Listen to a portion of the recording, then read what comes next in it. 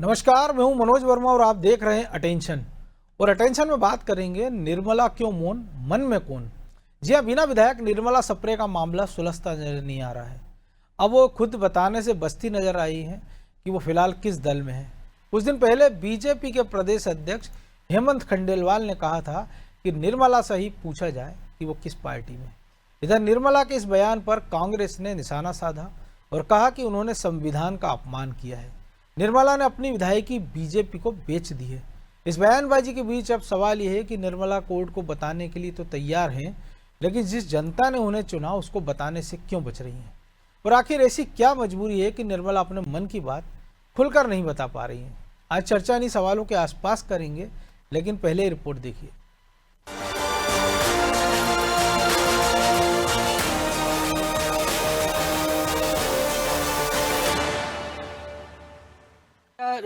मतलब सदस्यता का तो मैं कोर्ट में बताऊंगी, क्योंकि मैं कोर्ट को ही सर्वोपरि मानती हूँ। मैं सार्वजनिक प्लेस पर या मीडिया के माध्यम से ये नहीं कहूँ, क्योंकि मेरे लिए कोर्ट सर्वमान है। मैं कोर्ट की इज्जत करती हूँ और कोर्ट का फैसले का जो भी रहेगा वो मैं इज्जत करूँगी। सुना, बिना विधायक निर्मला सप्रे भी अब ये खुलकर नहीं बता पा रही हैं कि वो किस दल में हैं। कुछ दिन पहले ही बीजेपी प्रदेश अध्यक्ष हेमंत खंडेलवाल भी उनसे पलड़ा झाड़ चुके हैं। दरअसल करीब 2 साल का समय बीत गया, लेकिन बिना विधायक निर्मला सप्रे आखिर किस दल की हैं, ये बड़ा सवाल आज भी बना हुआ है। कांग्रेस के टिकट पर चुनाव जीतकर आने वाली निर्मला लोकसभा चुनाव में बीजेपी का पट्टा पहनकर प्रचार कर चुकी है। इसके बावजूद बीजेपी और वो खुद खुलकर ये स्वीकार करने को तैयार नहीं है कि वो बीजेपी की है। हालांकि इसके पीछे उनका विधायकी का मोह हो सकता है, लेकिन इस पर भी वो क्या कह रही हैं, वो सुन लीजिए। मुख्यमंत्री जी को मैं बहुत बहुत धन्यवाद देना चाहती हूँ, क्योंकि 177 करोड़ के मेरे यहाँ कार्य स्वीकृत हो चुके हैं, जिनके लिए मैं उनको इनवाइट करने आई हूँ, क्योंकि टाइम मिल नहीं रहा था मेरे को। अगर मोह होता तो मैं आज मंत्री होती, मैं होती इतना बड़ा काम लेती। इधर कांग्रेस निर्मला सप्रे की विधायकी को रद्द करने के लिए हाईकोर्ट तक जा पहुंची है। हाईकोर्ट ने भी विधानसभा अध्यक्ष नरेंद्र सिंह तोमर और निर्मला सप्रे को नोटिस जारी कर जवाब मांगा है। हालांकि अब निर्मला के बयान पर कांग्रेस तंज कस रही है और कई आरोप भी कांग्रेस ने लगाए हैं। निर्मला सप्रे जी, आपने भारत के उस संविधान का अपमान किया है, अपने आप की विधायकी भारतीय जनता पार्टी के हवाले करके। बाबा साहब अम्बेडकर ने, जिन्होंने महात्मा गांधी ने, जिन्होंने दलित समाज के उत्थान के लिए लड़ाई लड़ी और दलित समाज को विधायक के लिए, उन्होंने कुर्सी के लिए आरक्षण दिया, आपने उनका अपमान किया है। और आप ये कह रही हैं कि अदालत बताएगी कि मैं किस पार्टी की विधायक हूँ। शुक्रवार को निर्मला स्टेट हैंगर पर सीएम डॉक्टर मोहन यादव से मिलने पहुंची थी। उन्होंने 167 काम स्वीकृत होने पर मुख्यमंत्री का आभार भी जताया, लेकिन इस मुलाकात के बाद निर्मला पर फिर सवालों की बौछार हो गई है। खैर, निर्मला और बीजेपी का मत अभी क्लियर ना हो, लेकिन कांग्रेस तो निर्मला पर दल बदल के आरोप लगा रही है। ऐसे में अब सवाल ये उठ रहा है कि निर्मला किस दल की है। इस पर सस्पेंस कब तक रहेगा? क्या कोर्ट से इसका कोई हल निकल पाएगा, या 2028 तक निर्मला सही जवाब देने से यूं ही बचती नजर आएंगी? ब्यूरो रिपोर्ट, अनादि टीवी।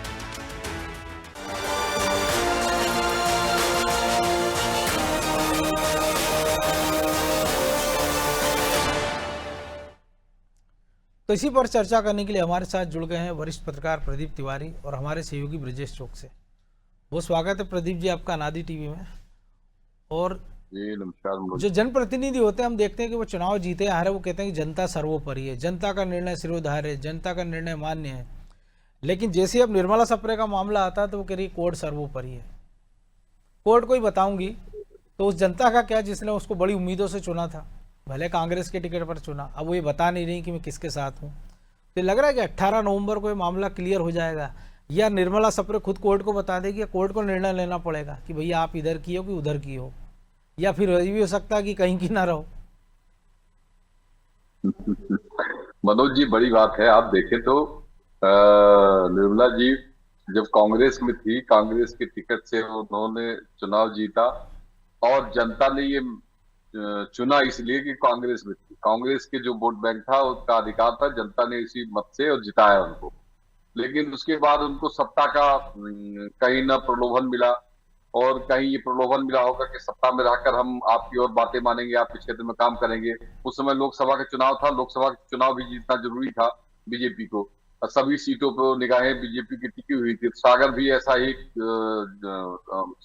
लोकसभा सदस्य का क्षेत्र था जिसमें काफी कठिनाई आ रही थी, तो उनको लगा कि अगर एक विधायक मेरे साथ और प्लस हो जाएगा तो हो सकता है कि इनके साथ जो वोट बैंक है वो चला जाए, और वही हुआ और अंततः जीत मिली विधान लोकसभा में बीजेपी को। लेकिन ये पटाक्षेप नहीं हो पाया कि ये विधायक कांग्रेस की है या बीजेपी की है। बीजेपी कहती है कि वो तय करें कि वो बीजेपी में है या कांग्रेस में है। विधायक कहती हैं कि हम कोर्ट को बताएंगे, कोर्ट में जब हमारे बयान होंगे, जब हमसे पूछा जाएगा तो हम कोर्ट में संज्ञान मिलाएंगे। तो जनता बेचारी क्या करे, जनता तो दिल्ली हो गई। आपने जनता से वोट ले लिया, जनता से वादे किए कि हमको काम करना है, क्षेत्र में हमको विकास करना है, और जनता ने इस हैसियत से वोट दिया कि आप कांग्रेस पार्टी में हैं। अब आप किसी और दल में चले गए तो इसमें कांग्रेस, इसमें जो आम जनता है उसका क्या दोष। लेकिन वो तो कह रही है ना कि मैं तो जनता के लिए, जनता के हित में गई हूँ। कल भी उन्होंने यही कहा कि मैं जनता के हित में गई हूँ, मुख्यमंत्री से मिली हूँ, 167 काम मैंने बीना के लिए कराए हैं और उसके लिए धन्यवाद भी देना था उनको। आप अगर जनता के बीच में है और जनता की बात को समझती है और जनता के बीच में, एक तो जनता को बताइए आप किन किन कारणों से बीजेपी में गए, और हम बीजेपी में हैं। आप कहते क्यों नहीं कि हम बीजेपी में हैं? अगर आपने बीजेपी का दामन थामा है तो आपको सदस्यता लेनी चाहिए। आपकी भले सदस्यता चली जाए, चुनाव लेकिन संकट ये है ना कि अब तो बीजेपी के मुखिया ने कह दिया कि भैया उनसे ही पूछो वो कहाँ है। हमारे यहाँ तो जो 164 है, आप उनसे मुझसे नाम पूछ लीजिए। उसमें निर्मला सिपरे का नाम तो वो भी नहीं ले रहे हैं। निश्चित तौर पर मनोज जी, किसी भी पार्टी प्रमुख को ये तय करना पड़ेगा कि आप जब उसके साथ सदस्यता ली और सदस्यता के बाद भी आप ये नहीं कह रहे हैं कि हम बीजेपी में हैं, तो ये तो आपको ही तय करना पड़ेगा ना। कोई आपके मुंह में शब्दों को डाल करके और बुलवाएगा नहीं जबरदस्ती। तो आप ये तय करिए कि हम अगर बीजेपी में उनको रहना है तो बीजेपी के साथ जाए वो। लेकिन अगर कांग्रेस में, पहले कांग्रेस लेना नहीं चाहती, कांग्रेस ने पहले ही कर दिया, कोर्ट में चैलेंज कर दिया है कांग्रेस उनको, विधायकी को, तो कहीं ना कहीं इनको अब एक स्थिति में आना पड़ेगा और ये बताना पड़ेगा जनता को भी आने वाले समय में कि हम किन कारणों से बीजेपी में गए थे और क्या आपके इन क्षेत्रों में किन कार्यों को हमने किया है। तो ये तभी निर्णय हो पाएगा, नहीं तो अन्यथा ये कहते रहेंगे कि हम कोर्ट में बताएंगे। 2 साल 3 साल बीत गए, 2 साल और बीत जाएंगे, और जब फिर बाद में चुनाव में जाएंगे तो फिर वो जनता के हाथ में पाला जाएगी कैसे हमको बाल को खेलना है। तो ये तय करना पड़ेगा इन्हीं को, निर्मला जी को, कि हम किस पार्टी में हैं और हमारा क्या स्थिति है उस पार्टी में। पार्टी के जो अध्यक्ष है उन्होंने स्पष्ट रूप कह दिया है कि निर्मला जी को ही तय करना है कि ये बीजेपी में है या कांग्रेस में है।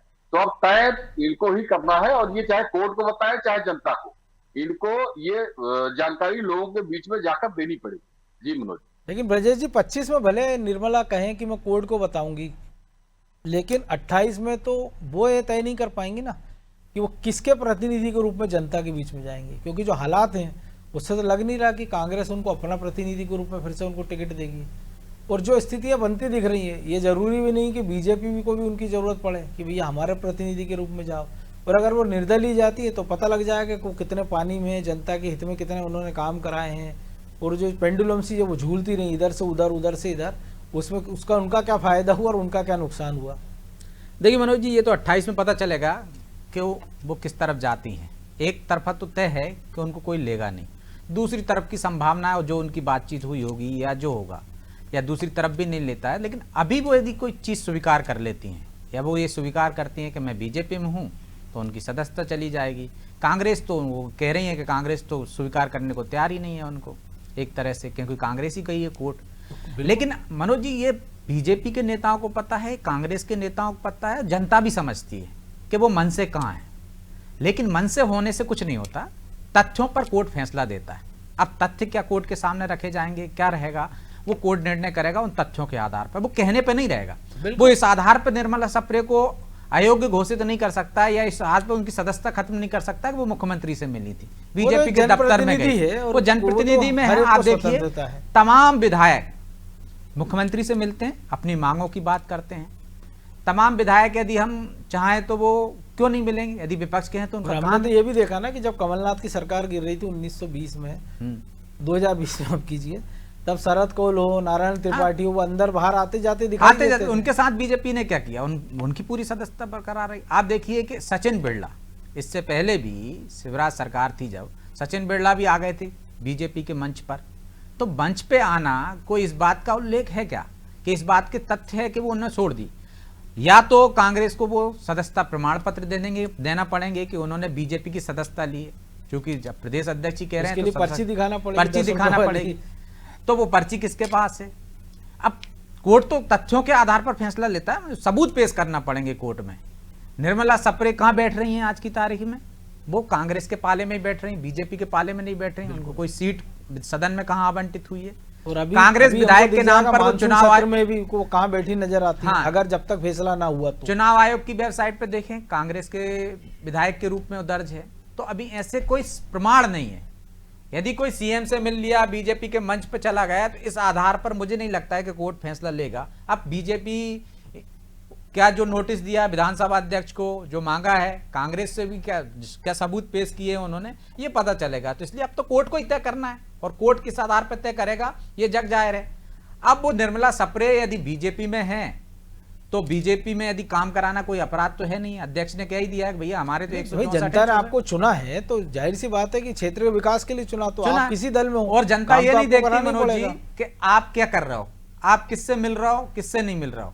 लास्ट में क्या देखा जाता है कि आपके काम हो रहे हैं कि नहीं हो रहे हैं, आप जनता से मिल रहे हो कि नहीं मिल रहा है, जनता से मिल रहे हो कि नहीं मिल रहा है, जनता जो उम्मीद से आपको विधायक बनाया उसके काम हो रहे हैं कि नहीं हो। ये विधायक पे है कि वो कैसे काम कराता है। यदि वो 5 साल तक यही रोना रोते रहे कि साहब हम तो विपक्ष के विधायक हैं, हमारी सुनवाई नहीं हो रही, तो उसको भी जनता स्वीकार नहीं करती। वो लास्ट में यही आधार पर आपको वोट देती है कि भाई आप दोबारा जा रहे हो तो आपने काम क्या किया, विधायक निधि से क्या काम कराए, सरकार से कैसे काम कराए, सदन में कैसे मामले उठाकर आपने जो भी प्रेशर डाला हो, सरकार को ब्लैकमेल किया हो, उससे गलवैयां की हो। जनता ये देखती कि हमारे विधायक ने हमारे लिए क्या काम किया। तो ये मुझे नहीं लगता है कि कोई मुद्दा है। इसके बाद भी हमने देखा सचिन बिरला जीत गए। अब जब 2028 की बात है, जनता के बीच में जाना होगा, जनता तय करेगी ना कि वो निर्मला सप्रे। देखा 2020 में तो जो कांग्रेस से लोग उन्हीं ने सरकार बनवा दी थी। उन्हीं ने सरकार बनवा दी थी, जनता ने चुन लिया था। तो निर्मला सप्रे के मामले में सबको सब कुछ पता है, लेकिन अब गेंद किसके पाले में है? अब गेंद है कोर्ट के पाले में, और कोर्ट तय करेगा। वो सही, निर्मला सप्रे कह रही मैं कोर्ट को बताऊंगी, तो वो कोर्ट को जो बताएंगी, वो या तो सदस्यता ले जाके अपनी रसीद ले जाके दिखा दें कोर्ट को कि देखिए मैं तो बीजेपी की सदस्य हो गई हूं, या वो जाके कह दें कि नहीं मैं तो कांग्रेस की सदस्य हूं, मेरी कोई सदस्यता नहीं, मैं तो सीएम से मिलने गई थी, काम के लिए गई थी। बीजेपी कार्यालय क्यों गई थी? यदि कोई पूछे तो कहना वहां भी हम गए थे, कि वहां मुख्यमंत्री जाने वाले थे, काम के लिए गए थे। राजनीतिक दल में बीजेपी कार्यालय में जाना कोई अपराध है क्या? क्योंकि हमने तो देखा पीसीसी में प्रभात झा जब अध्यक्ष थे तब वो गए थे इंदिरा गांधी को श्रद्धांजलि देने। तो ये मुझे नहीं लगता कि इस आधार पर उन पर कोर्ट कोई फैसला ले पाएगा। लेकिन अब तथ्य क्या सामने कोर्ट के पेश होते हैं, कांग्रेस क्या करती है, निर्मला सप्रे क्या कहती है, उसके आधार पर फैसला होगा। तो निर्मला सप्रे का मामला भी वैसा ही रहने वाला है मनोज जी, जो मुझे लगता है जी, जैसा सचिन बिरला का था। वो 5 साल का टर्नओवर करेंगी, कांग्रेस चिल्लाती रहेगी, क्योंकि कांग्रेस के पास कोई सबूत नहीं है कि वो बीजेपी में चली गई है। उन्होंने सिर्फ मंच साझा किया, उसकी तस्वीरों से कुछ नहीं होता। अगर मिस्ड कॉल से भी बन गई होंगी तो उसका तो कॉल रिकॉर्ड नहीं निकलेगा, कॉल रिकॉर्ड नहीं होगा, तो वो प्रमाण तो है ही नहीं ना, जिन प्रमाणों के आधार पर उनकी सदस्यता खत्म की जा सकती है। तो ये ऐसे ही नूरा कुश्ती चलती रहेगी। कांग्रेस एक तरह से ये आरोप लगाती रहेगी कि निर्मला सप्रे हमारी पार्टी में नहीं है, और यदि यही आधार है, यदि उन्हें क्रॉस वोटिंग भी की हो तो उसके भी प्रमाण नहीं, क्योंकि कांग्रेस के तमाम विधायक द्रौपदी मुर्मू के समय में क्रॉस वोटिंग कर चुके हैं, आदिवासी विधायक। ये पैमाना होता तो भी कुछ कार्रवाई वो करना थी कांग्रेस को, व्हिप जारी नहीं होता, व्हिप जारी नहीं होता। लेकिन प्रदीप जी एक और चीज है ना कि कांग्रेस भी क्या लग रहा है कि ऐसा लग रहा है कि कांग्रेस भी चाह रही है कि नूरा कुश्ती हो। क्योंकि अगर आपको लगता है कि आपके एक विधायक ने आपके साथ अगर गद्दारी की है, वो बीजेपी के खेमे में लोकसभा चुनाव में जाकर बैठ गया, और उसके बाद भी अगर आप उसको या तो आप खत्म कर हटा दीजिए उसको आप पार्टी से, ठीक है, वो असंबद्ध सदस्य बनी रहेगी 3 साल और। लेकिन कांग्रेस भी चाह रही है कि जो कुछ करे कोर्ट करे, बस हम दिखते रहे कि भाई हमने तो कार्रवाई कर दी है। और ये अगर आप ऐसी भी संख्या वाले 2018 जैसा तो है नहीं कि एक आधे ऊपर नीचे से सरकार ऊपर नीचे हो जाएगी। अभी तो बीजेपी के पास खुद इतने ज्यादा है कि वो खुद सोच रहे हो कि 10-20 कोई ले जाए तो और अच्छा आएगा, रोज रोज एक नया मांग पत्र लेके। लेकिन कांग्रेस भी हो सकता है मनोज जी ये चाहती हो कि लटकी रहे वो, कि एकदम निर्दलीय हो जाएंगी वो, तो उनका जो मंशा होगी कि हो सकता मंत्री बन जाए या कुछ और फायदा मिल जाए, तब तो बीजेपी आसानी से ले लेगी ना उनको। वही तो कह रहा है। लेकिन ये जाहिर सी बात है ना कि नूरा कुश्ती चल रही है, तो बीजेपी कहते थे कि हमारे पाले में आ गई है वो, तो फिर चुनाव में जाना पड़ेगा। हाँ, तो दोनों ही चाह रहे हैं। मनोज जी, तो कांग्रेस को ये मालूम है कि गेंद हमारे पाले में नहीं। और यही है, कांग्रेस जो है प्रोपेगेंडा फैला रही। कांग्रेस को ये कहना है कि लोगों को बताना पड़ेगा हमको कि भाई हमने टिकट दिया, हमने विश्वास जताया। अब कोई अगर चला गया है तो उसकी गलती वो भोगे। तो उसने चैलेंज कर दिया कोर्ट में। अब कांग्रेस को कोर्ट में चैलेंज करने के बाद अगर कोर्ट में जीत भी गई विधायिका, तो कांग्रेस कह देगी कि उन्होंने सदस्यता नहीं ली है, उनकी जवाबदारी है। बीजेपी तो पहले ही कह रही है कि हमने हमारी पार्टी में आई थी लेकिन सदस्यता नहीं हुई है, और उनको ये मालूम है कि सदस्यता नहीं हुई है। और पार्टी में किसी के साथ जाना बैठना, मुख्यमंत्री के साथ उठना बैठना है, किसी पार्टी फोरम में जाना किसी विधायक के लिए, क्योंकि वो लोकतंत्र से चुना हुआ व्यक्ति है, वो कहीं भी अपनी डिमांड के लिए, किसी मांग के लिए किसी भी व्यक्ति से मिल सकता है और कहीं भी जा सकता है, वो चाहे दूसरी पार्टी के दफ्तर में हो या मुख्यमंत्री से मिलने का मामला हो।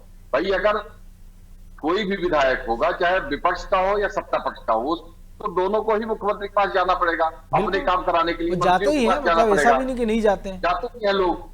तो इसका ये मतलब थोड़ी हो जाएगा कि उन्होंने पार्टी में शामिल कर लिया। और मुझे नहीं लगता है, देखिए कोर्ट का संज्ञान जो भी आए, लेकिन मुझे ये लगता है कि ये 2 साल इसी तरह से बीत जाएगा, फैसला भी आएगा तो वो कहीं ना कहीं हमने तो 2018 में वो दृश्य भी देखा ना, जम्बूरी मैदान में, जब कमलनाथ के शपथ ग्रहण में शिवराज सिंह उनका हाथ पकड़ के हाथ उठाए खड़े थे, ऐसा लग रहा था वो उनके डिप्टी सीएम। और कई बार तो आप देखें विपक्ष के लीडर मुख्यमंत्रियों के साथ कई यात्राओं में गए हैं, कई प्रशिक्षण शिविरों में गए हैं सरकार के तरफ से। तो मुझे लगता है कि ये कोई बड़ी बात नहीं, लेकिन कांग्रेस को ये जवाब देना पड़ेगा। देखिए कांग्रेस ने टिकट दिया था, कांग्रेस को ये बताना है जनता को, वहां बीना विधानसभा के लोगों को, कि भाई हमने टिकट दिया, हमने आप पे विश्वास जताया, अब आपका विधायक भाग गया दूसरी पार्टी में, तो ये मेरी कमी कहाँ है। तो इसलिए कांग्रेस ये चाहती है कि हमारे पाले में जो गेंद है, जो हमारी मजबूती है वो बनी रहे, जो हमारी विश्वसनीयता है वो बनी रहे। और ये अगर वो बीजेपी में गई है तो ये भोगे, तो जिससे दूसरा कोई व्यक्ति जब आएगा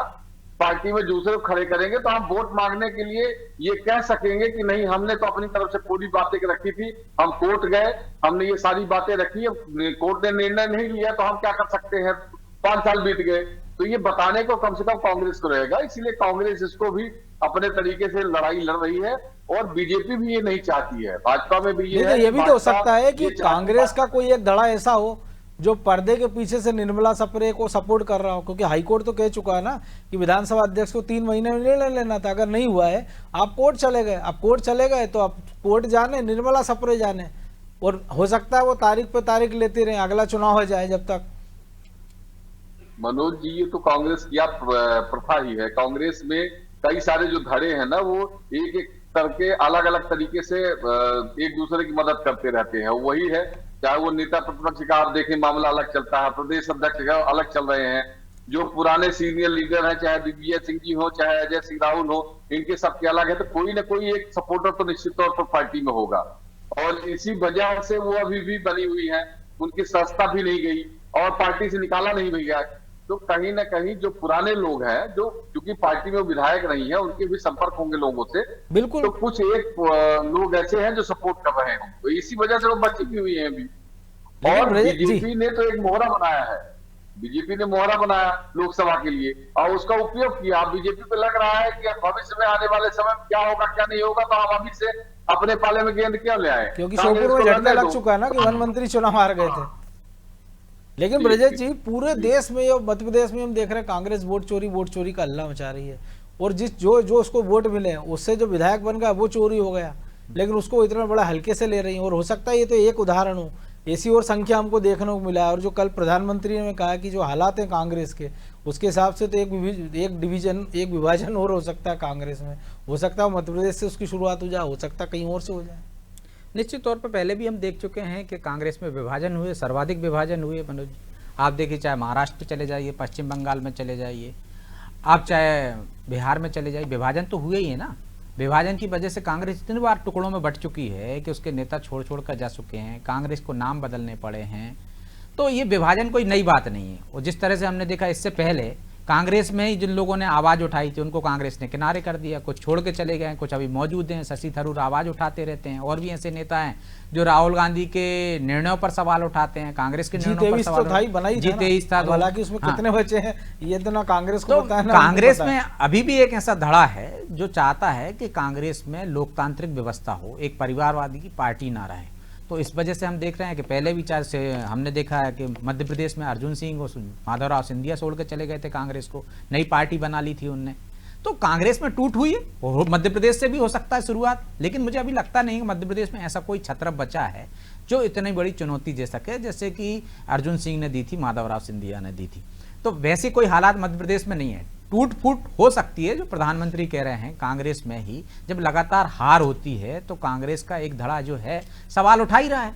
तो वो सवाल उठा रहा है, जब कांग्रेस में सुनवाई नहीं होगी तो बस कांग्रेस छोड़ के चले जाएंगे या तोड़ने की कोशिश करेंगे। G23 में एक तरह से नई कांग्रेस बनाने की कोशिश की थी, लेकिन किस तरह से उनका असर हुआ तो शायद इस वजह से हो सकता है भविष्य में टूट हो। लेकिन निर्मला सप्रे की जहां तक बात है मनोज जी, निर्मला सप्रे हो चाहे सचिन बिरला हो और तोड़फोड़ की बात हो, तो जब कांग्रेस भी इस तरह से विधायकों को तोड़ते रही है, कई राज्यों में कांग्रेस का भी अभी उदाहरण हमने देखा जो सतीश सिकरवार थे या उनकी पत्नी शोभा सिकरवार ग्वालियर से महापौर, उन्हीं सब बीजेपी से आए हुए, बीजेपी से आए थे। नहीं, तोड़े भी हैं, बीजेपी के विधायकों को भी तोड़ा है जहाँ पे। तो ये तोड़फोड़ चलती रहती है, तो इसमें ज्यादा कोई वो नहीं है कि कांग्रेस सिर्फ ये चाहती है कि अपना पाला ये बताने की कोशिश कर रही है या उमंग सिंगार ये जताने की कोशिश कर रहा है हाईकमान को, देखो मैंने तो इनकी सदस्यता खत्म कराने में पूरा खेलने का प्रयास है, पूरी कोशिश कर रहे हैं, और वो वहां पे जाके अगली बार वो मुद्दा बनाने की कोशिश करेंगे ताकि उसका फायदा उठा सकें। लेकिन आज की तारीख में ना कांग्रेस चाहती है ना बीजेपी चाहती है कि वो चुनाव में जाए। यदि कांग्रेस चुनाव में जाएगी तो निश्चित तौर पर यदि हार जाती है तो उसके साथ भी ये होगा कि भैया ये तो चुनाव से पहले टेस्ट हुआ, क्योंकि हर बार आपको विजयपुर जैसे हालात तो मिल नहीं सकते। बीजेपी भी वो रिस्क नहीं लेना चाहती है कि भैया उसका पारा कमजोर होने लगा है या उसके खिलाफ नाराजगी आने लगी है, तो दोनों नहीं चाहते। यदि बीजेपी चाहती कि चुनाव में जा सकते हैं, उसको संभावनाएं लगती, तो निश्चित तौर पर निर्मला सप्रे को सदस्यता देती और विधानसभा चुनाव फिर करा लेती, क्षेत्र में उपचुनाव करा लेती और उनको जिता कर ले आती। लेकिन वो भी ये रिस्क नहीं लेना चाहती, और कांग्रेस तो रिस्क लेना ही नहीं चाहती। कांग्रेस चाहती है कि सदस्यता समाप्त हो जाए, तब कहीं जाकर यदि वो उनको उनकी संबद्धता खत्म कर देती है कि ये बागी हो गए, छोड़ के चले गए, तो वो निर्दलीय हो जाएगी, तो फायदा हो जाएगा। तो मुझे लगता है कि दोनों ही नहीं चाहते हैं।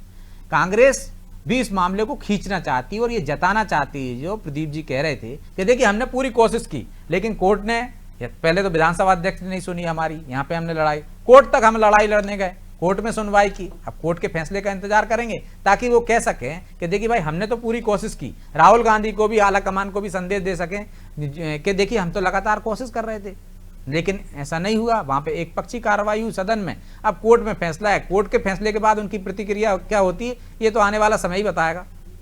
और ये आने वाला समय क्या बताएगा, इस पर भी हमारी नजर रहेगी। बहरहाल बहुत बहुत धन्यवाद तिवारी जी आपका इस चर्चा में भाग लेने के लिए। तो निर्मला क्यों मौन और मन में कौन, लेकिन इस पूरे हालात पर वसीम बरेलवी का एक शेर मुझे याद आता है कि उसी को जीने का हक है जो इस जमाने में इधर का लगता रहे और उधर का हो जाए। कुछ ऐसा ही हाल फिलहाल निर्मला सप्रे का नजर आ रहा है। अटेंशन में आज इतना ही, मुझे दीजिए इजाजत और आप देखते रहिए अनादि टीवी। नमस्कार।